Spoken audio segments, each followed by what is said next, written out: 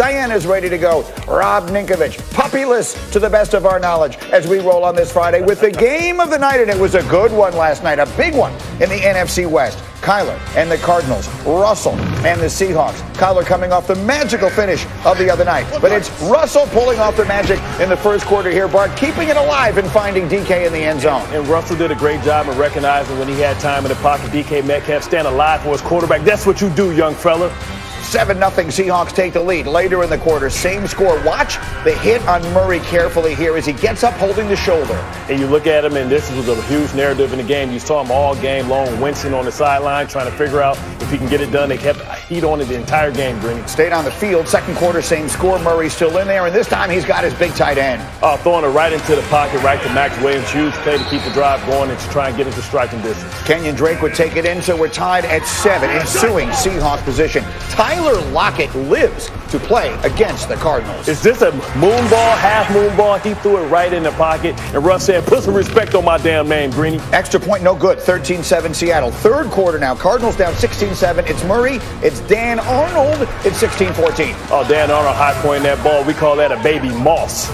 Now, here's a big mistake that the Cardinals make on the defensive side.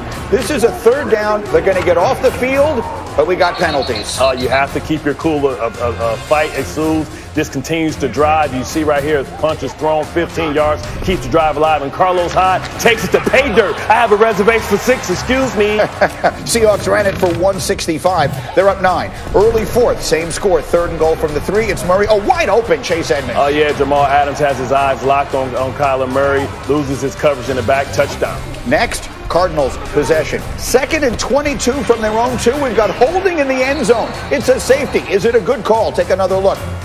That's a great call, Greeny. You look right here, he's impeding his progress. Right here, this could have been either a sack and end zone, which would have resulted in the safety. You got to make that call. Cards 10 penalties for 115 yards. 50 seconds remaining. Cardinals down 7. Murray, they don't need to be going to the end zone. 2nd and 3rd down. They threw deep here, Bart. Well, you think about being in the high red, that's your best opportunity because the closer you get to the red zone, the harder it is to get the touchdown. He's trying to relive last week. Is this the sequel? This is the 4th down play. Yes. Would it be another Hail Mary? No, it would not. Carlos Dunlap making the sack, and that's all she wrote. A good one on a Thursday night, and the Seahawks gain revenge and first place in the NFC West. They gave us the opportunity to keep him running around, and you know, I like my odds. I'll chase after a squirrel all day. Hey, Kyler, how's your arm feeling, and did that affect anything you were able to do in this game? No, just came up short.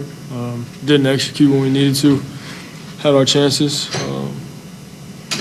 We just didn't play well enough. Well, here's the deal. The Seahawks, since Russell Wilson got there, have now won 80% of their games in which he doesn't turn the ball over, which includes a 4-0 record this year. It's important because Wilson had committed 3 or more turnovers in 3 of his previous 4 games, all of which resulted in losses. And so it was MVP level Russell Wilson early in the season, and then the struggles, and then Ryan Clark. How about last night? What did you see from Russell Wilson in this win last night?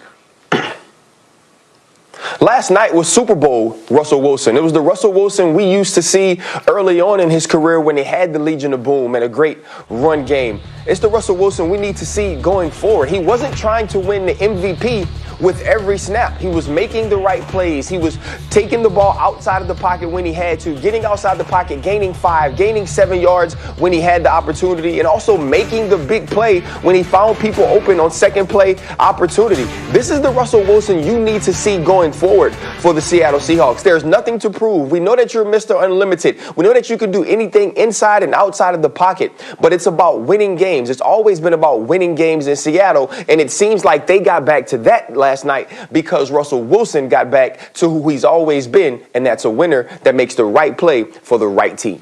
And not having to do it all by himself, Bart. Again, we mentioned they ran it last night, and they played a little defense. Did that look like a championship caliber team to you? It did to me, and it was talking about the balance. You talk about, coming, high, coming back 70 yards rushing. They had 165 yards rushing. That's the recipe. That is the recipe for success. And also the addition of Carlos Dunlap, giving them somebody that can, rush the passer. And they finally have impact players on 3 tiers of the defense. You got Wagner in the middle, you got Jamal Adams on the back, and then it looks like I think I saw a guy that resembles Snacks Harrison. It looked like he ate a little baby right there, but I tell you what, he was eating a lot of snacks, but they have him activated. That puts a huge anchor in the run defense for the Seattle Seahawks. And Rob Ninkovich, as I bring you in, I want to show everyone what Seattle's next 4 games look like, because the Seahawks, with this win last night, not only take the lead in the division, but they really take control of the division. Look who they have coming up. These are all games in which they will be at least a touchdown favorite: Eagles, Giants, Jets, and the Washington football team. So with that in mind, Rob Ninkovich, and watching them play a little defense last night and Russell play the way he played, do you like the Seahawks now in the best division in the NFL, the NFC West? I do. When they can play defense, I mean, it's a completely different team. We saw that last night. Earlier in the season, even when Russell Wilson feels like he needs to put the whole team on his shoulders and go out there and win football games, that could be too much pressure. And last night, when you see the defense coming up with big plays, getting after the quarterback, that's what you want to see in a championship team, and that's encouraging. So if they can continue to do this, they can move forward, their defense can continue to play well, they're going to be 11-3 after that 4-game stretch. I can guarantee that. It does feel that way, and you might have just seen Hembo's note there. The Rams, with that difficult schedule the rest of the way, they have a very losable game on Monday night, if you will, against Tampa Bay. So the Seahawks could wind up, when this weekend comes to an end, Tuesday morning, alone in first place in the division. And RC, let's wrap it up where we began it again. Just with Russell Wilson, does this put him back on track in the MVP conversation? That was all the talk the first half of the season. Does it start again now after last night? Yeah, I think it's going to start again now, not only because of this game, but because of the rest of the schedule. You know, MVP is about winning.